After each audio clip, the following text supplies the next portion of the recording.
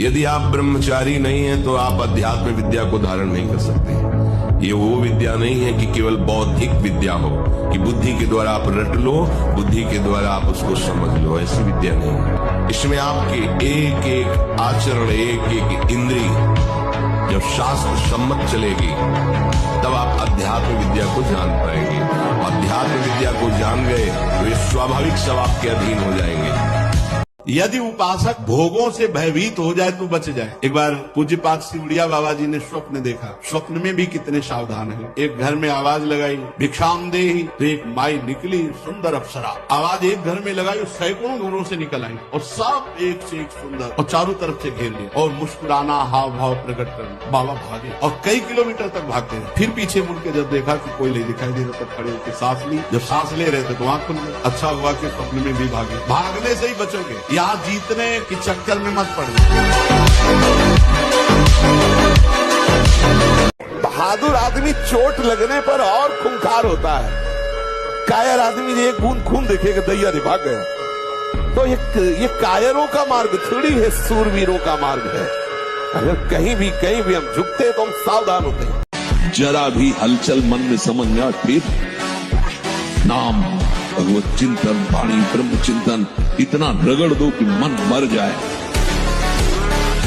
कोई बात नहीं, दोस्त बनाना कोई बुरी बात नहीं, इस बात को हम मानते हैं। स्त्री शरीरधारी पुरुष शरीर को मित्र बना सकता है, कोई दोष नहीं।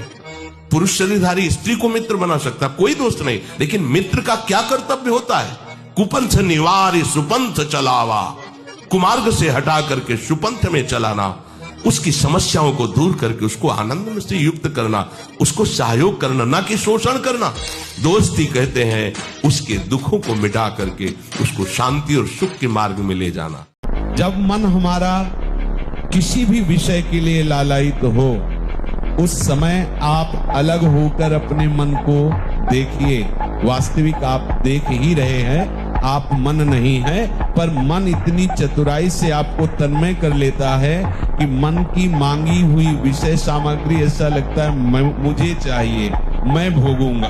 बस यही हमारे बंधन का मूल है। इसीलिए हम मन के वेग को सह नहीं पाते। यदि आप उस व्यथा को सह गए तो मन के वेग को सहने वाला महात्मा कहा जाता है। भोगाभ्यास पूर्व से, जैसे रसेंद्री का भोग, तो बच्चा पैदा हुआ, किसी ने शिक्षा नहीं दी, माँ का वक्षा स्थल स्तन लगाया गया, पीना शुरू कर दिया। दूध की बोतल लगाई गई, किसने सिखाया है? भोगाभ्यास उसका पूर्व से दृढ़ है। वो शरीर नया पाया है लेकिन पुराना है, वो पुरातन है। वो ये मन मकड़ी के जाले की तरह वासना बुनता रहता है और हमको फंसाता है। इसीलिए उपासक मन के जाल को बनने ही न दे। राधा राधा राधा राधा, वो कहेगा नहीं सुनो ऐसे से ऐसा, राधा राधा, वो आपको फंसा नहीं पाएगा। आपका ब्रह्मचर्य बहुत लंबे समय तक आबाद चलेगा। उपासक जो परिवार से संबंध रखे हुए हैं, वैराग्य धारण किए हुए हैं, सबसे पहली बात है कि उनको राग त्यागना है। नहीं तो वैराग का एक नाटक केवल है, कुछ नहीं। वैराग्य वो होता है, आप परिवार में रह रहे हो, वृंदावन धाम है, इसलिए छूट है कि आप ठीक है वनवास कर रहे हो, वो भी वनवास कर रहे, पर राग रहित। अगर आपने कोई, आपको किसी ने जरा सा भी कुछ कहा, आप अपने पारिवारिक जनों का बल या रिश्तेदारों का या किसी का बल लेकर आप उसको त्रास देना चाहें तो आप उपासक नहीं है। नहीं है, हमारा बल केवल लाडली जो है प्रियालाल है, और वो सबका मंगल करें, सबको आनंद। जीवन की प्रार्थना हमारी कि आपकी पहली सीढ़ी ब्रह्मचर्य है। यदि आप ये हस्त क्रिया या किसी भी तरह से गंदी आदतें पूर्व संस्कारवश कुसंगवश हैं तो आप छोड़ दीजिए, हिम्मत कीजिए, एक बार जलिए, एक बार नियम लीजिए, मैं ऐसा नहीं करूं। खान पान कीजिए और सोने का एक निश्चित समय रखिए, और जिस समय आप ऐसी हरकतों को करते हैं वो समय आप माला लेकर बैठिए। जब तक गाढ़ निद्रा का आवेश न हो तब तक आप अपने को स्वतंत्र मत छोड़ दीजिए कि बड़े बड़े चिंतन, फिर गड़बड़ हो जाएगा। बिल्कुल ऐसा ही किया गया है जीवन में। इन इंद्रियों को सीधे अनुशासन में लीजिए ना। आपका स्वरूप इंद्रियां थोड़ी है, आप इनके संचालक हैं। आपकी सामर्थ्य से सामर्थ्यवान होकर आपको बांधे हुए। थोड़ा तो आनंद लीजिए प्रकृति का वार सहने का। अगर शरीर रुग्ण नहीं है, जवान शरीर हो, ब्रह्मचारी हो, आग है अंदर, सहो हर प्रकृति के वार, तो तुम्हारा बाल बांका भी कोई नहीं कर सकता। इंद्रियों से, स्थूल शरीर से श्रेष्ठ मन है। मन से भी पर बलवान बुद्धि है, और बुद्धि का जहां से प्रकाश हो रहा है वो अहम है, और उस अहम में काम बैठा हुआ है। और उस अहम को जो प्रकाश मिल रहा है वो तेरे से मिल रहा है। अहम को जो बल मिल रहा है वो तेरे से मिल रहा है। तू ऐसा जान करके अपने आप को इस काम के वश में ना होने दे, और अपने बल से इस काम रूपी दुर्जय शत्रु को मार डाल। एक बार अगर अब मन चढ़ गया आपके ऊपर और मनमानी आचरण करा लिया, तो आपको भजन लायक नहीं रखेगा, क्योंकि वो समझ चुका है कि तुम ऐसी जगह पहुंच चुके हो कि अगर अब हम इसको हरा न पाए तो मुझे जिंदगी भर इसका गुलाम बनना पड़ेगा। तो वो आखिरी कोशिश करके आपका नाश करेगा। बस आप सावधान हैं। इस समय आपके घुटने उसके गर्दन के ऊपर है, ऐसा समझे। और वो विचलित हो रहा है, हड़बड़ा रहा है। कोई तो मिले ऐसा, थोड़ा तो हमें जीवन दान दे। क्या विषय में चूक कर दी तो फिर गिरा दे। एक सांप को जब बंदर पकड़ता है तो बोले ऐसे ऐसे जड़ में रगड़ता, फिर देखता तू तो नहीं बोला, और वो मरने पर भी रगड़ता ही रहता है कि कहीं इसमें जान। बोले बस ऐसे ही साधु को, साधक को, उपासक को अपने मन को रगड़ना है। राधा वल्लभ श्री हरिवंश, राधा वल्लभ श्री हरिवंश, राधा वल्लभ श्री हरिवंश। सू बोलने का मतलब अगर थोड़ा भी विषय स्फुरण रह गया तो अभी रगड़ते राधा वल्लभ श्री हरिवंश। समझ पाओ तो समझ पाओ। सिस्टम को हैक कर लिया गया और चलाने वाला चला रहा है, हम केवल देख रहे हैं, हम चला नहीं पा रहे। ये हमारे चलाने से नहीं है, ये सिस्टम हैक कर लिया गया है। जब मैं था तब हरि नहीं, अब हरि है, मैं ना है।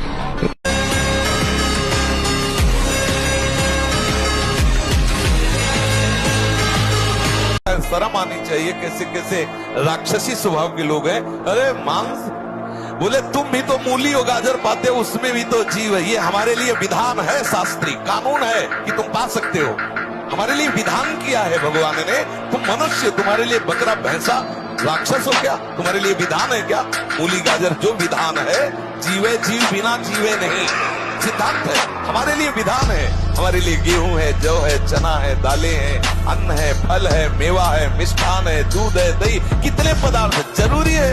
जिंदा पशुओं को जलाओ और खाओ तो राक्षस बनो, तो तुम जाओ भोगो जाके। यदि अखंड ब्रह्मचारी वैराग्य मार्ग के पथिक हो तो चूक ना होने पावे प्रार्थना करते हैं। इंद्रियों को शिथिल ना होने देना, मन को शिथिल मत होने देना, नहीं तो ऐसा बंधन ये बांध देते हैं कि बड़े बड़ों को सर झुकाकर चलना पड़ता है, रौंद देती है माया। 3 घंटे पर्याप्त है। आप अभ्यास करके तो देखिए, 3 घंटे में आपको बिल्कुल 24 घंटे के लिए तृप्ति मिल जाएगी। हाँ बिल्कुल ठीक है, अभ्यास कर लीजिए। दिन में लेटे रहने पर भी 1 मिनट नींद नहीं, अभ्यास कीजिए। अभ्यास अमृत है और अभ्यास ही मृत्यु है। आपने जैसा अभ्यास कर लिया, अमृत का अभ्यास किया तो अमृत है, और मृत्यु का अभ्यास किया तो मृत्यु। मैं भगवान का दास हूँ। मैं किसी भी स्थिति में निराश, उदास, हताश नहीं हो सकता हूँ। मैं हर कोशिश करूंगा, बाहरी और आंतरिक शत्रु कोई भी मुझे परास्त। ये आचरण गंदे बंद करो बच्चा, नाम जप करो, सात्विक आहार करो, आधा घंटा दंड बैठक मारो, व्यायाम करो, दौड़ो, अभी सब ठीक हो जाएगा। हर बहन भाई को 20 वर्ष तक नियम पूर्वक ब्रह्मचर्य रहना चाहिए।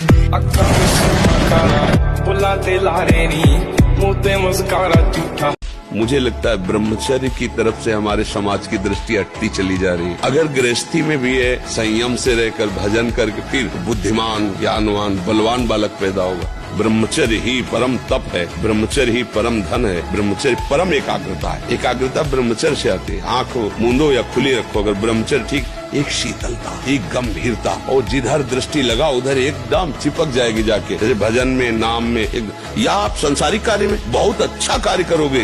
अगर आपका ब्रह्मचर्य ठीक ना, तो जिधर बहुत अच्छा कार्य करोगे। तो ब्रह्मचर्य कैसे ठीक हो? हमारा संग ठीक नहीं, हमारा भोजन ठीक नहीं, हमारा दृश्य ठीक नहीं, हमारा श्रवण ठीक नहीं, गंदी बातें देखे, गंदी बातें सुने, गंदा विचार आए, गंदी क्रियाएं करें, फिर ब्रह्मचर्य कैसे रहा जा सकता है? हम सबसे कहते हैं व्यायाम करो। बिना शरीर को थकाए ब्रह्मचर्य को पचाया नहीं जा सकता। 4 बजे उठ के नहा धो करके घंटा आध घंटा दंड बैठक मारे तो आप देखो आपका जीवन प्रकाशित होने लगे।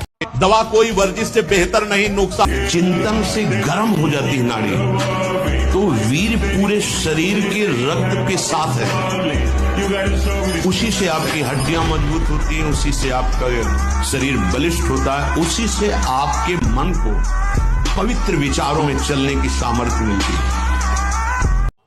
अपने हृदय को कोमल मत कर। मोह मदिरा का पान करके पूरे जीवन को नष्ट करा देने वाली ये माया अपने आकर्षण में बांधकर तुम्हारा मानव देह नष्ट कर देगी। मत करना कोमल हृदय, वज्र के समान कठोर हृदय कर ले। राग का त्याग कर, जो है उनकी परवाह नहीं, जो चले गए उनकी चिंता नहीं, बिल्कुल धर्म पूर्वक ईश्वर भाव से मुक्त हो जाओ। मन अजेय है, अगर इस अजेय को जीतना है तो अजित का आश्रय ले लो, तभी आप अजेय हो सकते हो। देखो जैसे हमारे हृदय में काम वेदना है, तो काम को जब तक आश्रय नहीं होगा तब तक तुम्हें परास्त नहीं कर सकता। ध्यान रखना, काम को अष्ट मैथुनों में से किसी एक मैथुन का भी आश्रय कर है। आश्रय को समझ रहे, मुझे बहुत जोर की भूख लगी, लेकिन भोजन की कोई व्यवस्था नहीं है, तो थोड़ी देर भूख हमें सताएगी के साथ हो। और अगर उसको है कि 3 किलोमीटर में अमुक घर के पास जाने पर हमें मिल जाएगा, तो हमको यहाँ से 3 किलोमीटर दौड़ा दे। ऐसे ही काम है। काम से बड़ा कोई दुश्मन नहीं है, ये सबका दुश्मन है। ये किसी भेंट पूजा से, अनुनय विनय से कभी शांत नहीं होता है।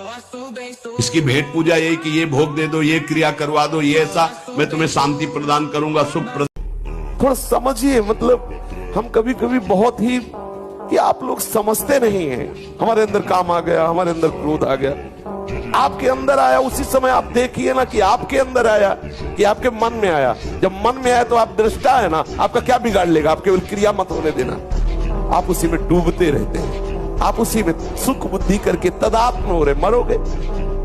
सुख बुद्धि करके उसका चिंतन करना, मर गए। क्रिया हो कि ना हो, नष्ट हो गए। क्या नष्ट हो गए? आपका तदात्म हो गया, आप अपने साक्षी भाव से, दृष्टा भाव से, दासत्व भाव से विलग हो गए। समझिए ना इसे। शारीरिक ब्रह्मचर्य और मानसिक ब्रह्मचर्य, मन और 5 ज्ञानेंद्रियों के द्वारा किसी भी विषय का धर्म विरुद्ध भोग नहीं। पूर्व काल में कितने महामुनि इससे सिद्ध हो गए, इसलिए वर्तमान में और भविष्य में भी जो शुद्ध ब्रह्मचर्य का पालन करेगा वो परम पद का अधिकारी। चिंगारी को ज्यादा प्रकाशित करोगे तो एक बूंद पानी में बुझ जाएगी, लेकिन जब ज्वाला हो जाएगी, तो एक आग होती है जो समुद्र में भी पैदा हो, बड़वाना। ऐसे ही तुम्हारे हृदय में जब बड़वाना ला जाएगा तो पूरा संसार खिलाफ हो जाए तो भी कुछ नहीं बिगड़ने वाला। बाहरी कुछ ऐसा मत करो, यदि विरोध हो रहा है अंदर ही अंदर इतना बढ़ा लो कि फिर ताल ठोक के मैदान पे आ जाओ, कोई भी परास्त नहीं कर सकता। अरे किसी की ताकत है तुम भगवान के मार्ग के पति को तुमसे आंख मिला सके, पर तुम गलत हो जाओगे तो तुम्हारी ताकत नहीं कि तुम उससे आंख मिला के बात कर सको। धीरे धीरे, सहसा कोई कदम मत उठाओ, सहसा कोई कसम मत खाओ, धीरे धीरे, सहत सहत बाढ़े और एकदम जिद्दी स्वभाव रखो। जिस बात को छोड़ो, ये फिसड्डी माने बार बार वो नहीं फिसलेगा, नहीं नहीं नहीं, हट करके तब आगे निकलोगे। ये माया आपको जो बांधे हुए है, इसी से मुक्त होने के लिए हमें मानव देह मिला है। आप परम स्वतंत्र भगवान के अंश हैं, ये भटकना छोड़िए। आप भगवान के अंश हैं, आप कोई साधारण नहीं, आप अपने स्वरूप को पहचानिए।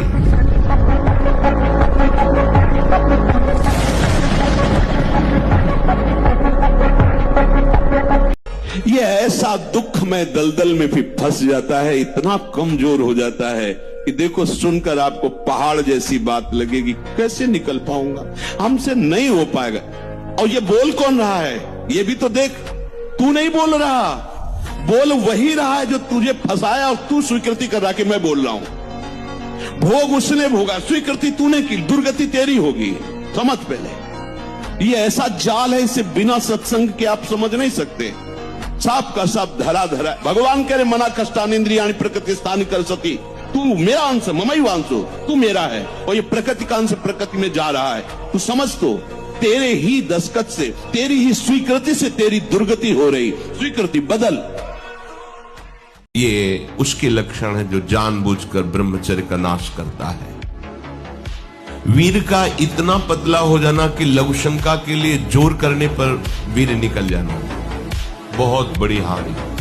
जहां वो पेशाब करने के लिए जोर लगाते हैं तो वीर स्खलित होने लगता है थोड़ी थोड़ी मात्रा में। ये हस्त मैथुन करने वालों का प्रधान चिन्ह है। इसका परिणाम यहां तक हो सकता है कि पुरुषत्व का नाश होकर नपुंसकता आ सकती है।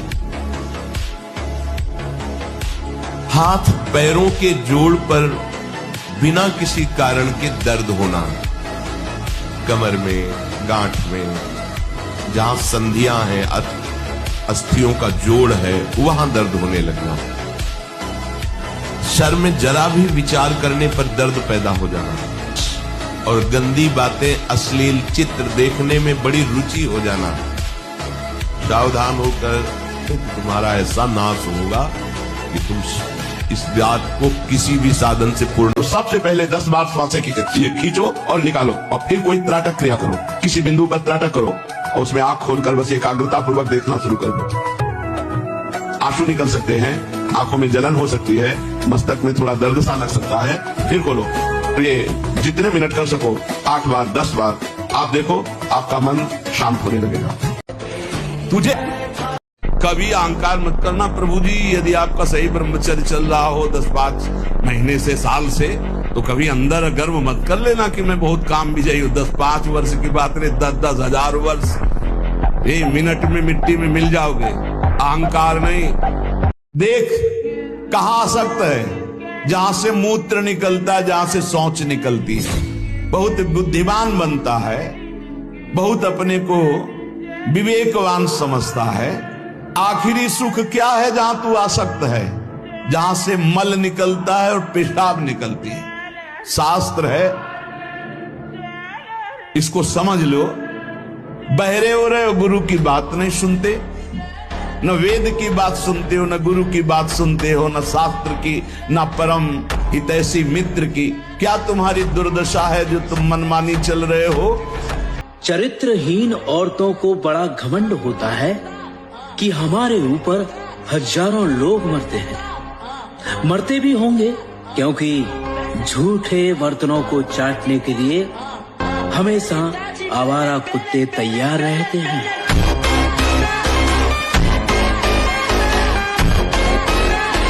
आपको व्यायाम करना है, 10 मिनट कर लीजिए आप व्यायाम, और 2-3 किलोमीटर पैदल चलिए। उपासक का चेहरा अग्नि ज्योतिमय, ज्योतिमय।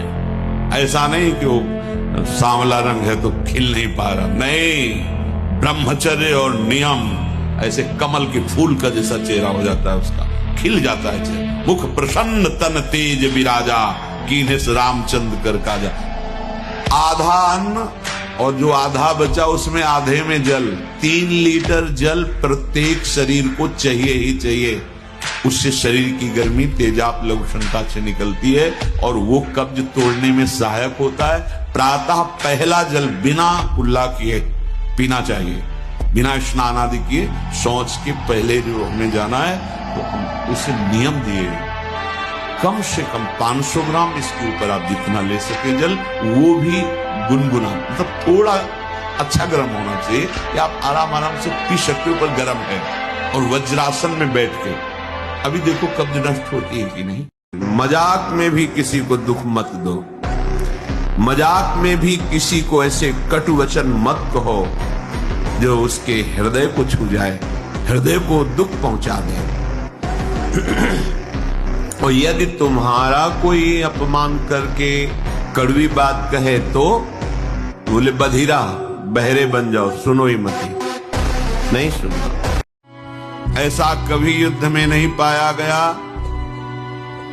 कि जो विजय को प्राप्त हुआ है उसके शरीर में कभी घाव ना हुआ हो।